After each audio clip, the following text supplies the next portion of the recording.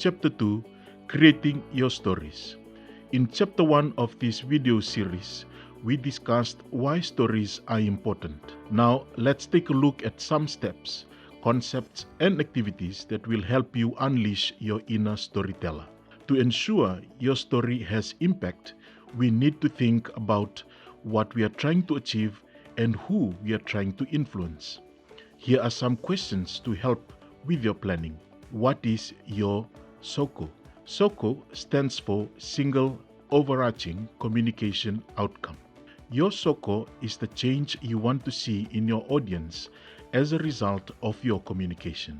Who is your target audience? Is your audience policymakers, health professionals, donors, or some other group?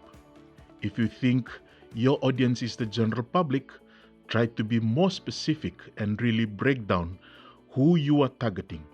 This will make your story more effective.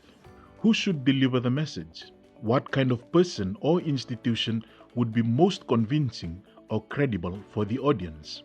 And finally, what format and channels work best? Which platform does your audience use?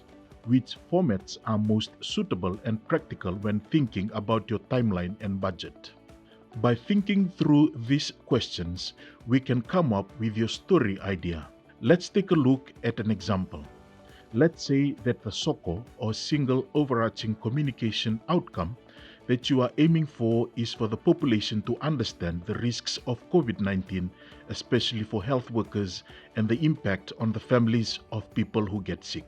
To achieve this SOCO, we target the general public, particularly people whose family members or friends are frontline workers. Then we do some audience research and find out that a barrier is that people underestimate the seriousness of illness from COVID-19. The research also shows that the audience is motivated by a desire to keep their family safe and well. We decide to disseminate the story through social media, so a video of 2 to 3 minutes or less is ideal. By working through these planning steps, ideas for the story emerge. In this example, the story idea is Haitang lives in Wuhan, China. His wife, Ting Li, is an emergency room nurse who is infected with COVID-19. The story shows the challenges for their young family as Haitang cares for Ting Li throughout her illness. Let's watch Haitang's story. We'll use this story as an example throughout the rest of this video series. 今天是他感染的第3天。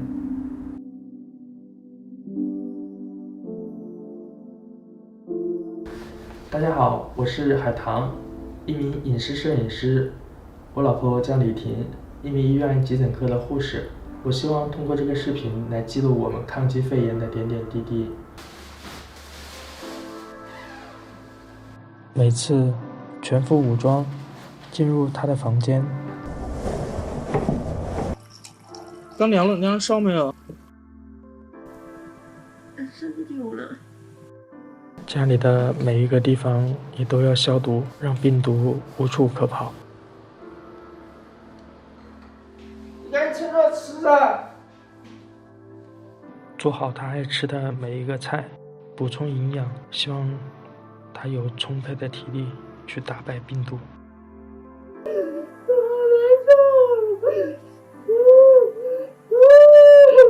没事的，我就在里头，好吧，我不出去了。我不要你在里面。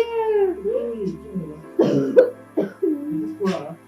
所以我们准备今天去医院复查。怎么样，老师？他有问题了？老师怎么样了？好像有问题。还是有问题的。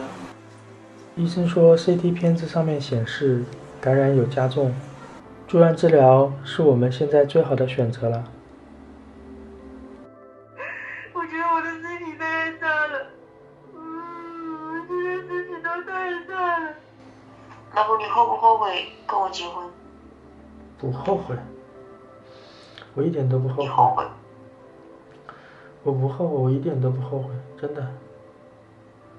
我很幸福啊。你后悔？你后悔？我真不后悔，我后悔没有早点认识你。我和儿子在等着他的痊愈。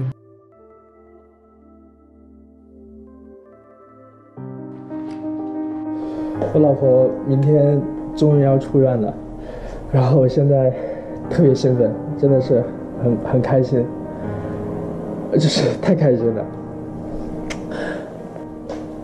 太煎熬了，真的是太煎熬了。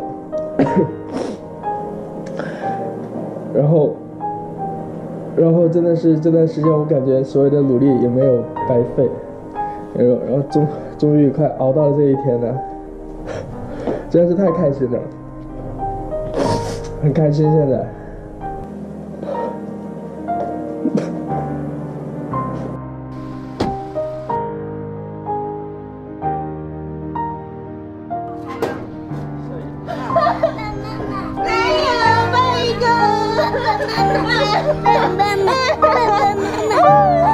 亲一口妈妈，亲一口妈妈。